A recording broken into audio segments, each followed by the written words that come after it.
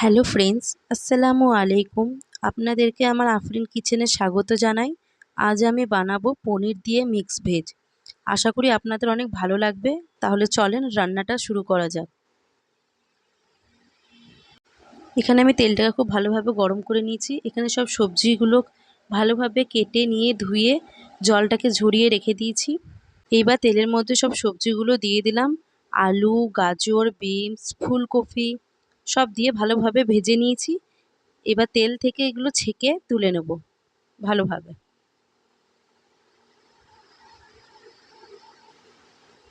কড়াইয়ে আবার তেল গরম করতে চাপিয়ে দিয়েছি। এবার পনিরগুলোকে খুব ভালোভাবে এপিট ওপিট করে ভেজে নেব। এইবার একটা পেস্ট বানিয়ে নেব। কাজু, মগজ বাদাম, পোস্ত, কাঁচা লঙ্কা, পেঁয়াজ দিয়ে খুব ভালোভাবে পেস্টটা বানিয়ে নেব।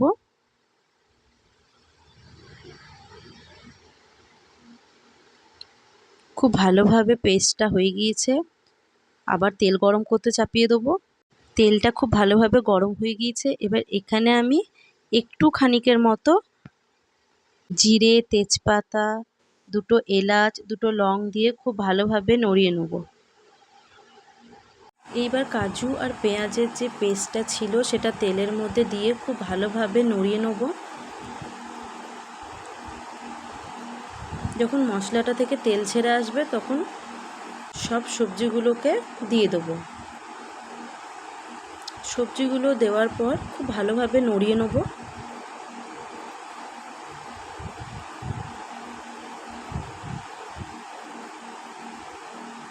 দু তিন মিনিটের মতো খুব ভালোভাবে নড়িয়ে নিতে হবে। এবার আমি একটু খানিকের মতো জল অ্যাড করে দেবো। জল অ্যাড করার পর খুব ভালোভাবে নড়িয়ে নেব আবার। এইবার এখানে আমি কিছু গুঁড়ো মশলা অ্যাড করে দেবো।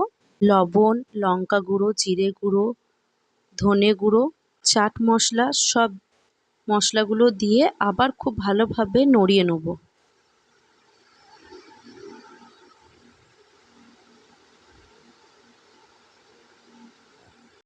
এবার এখানে আমি পনিরগুলোকে সব অ্যাড করে দেবো।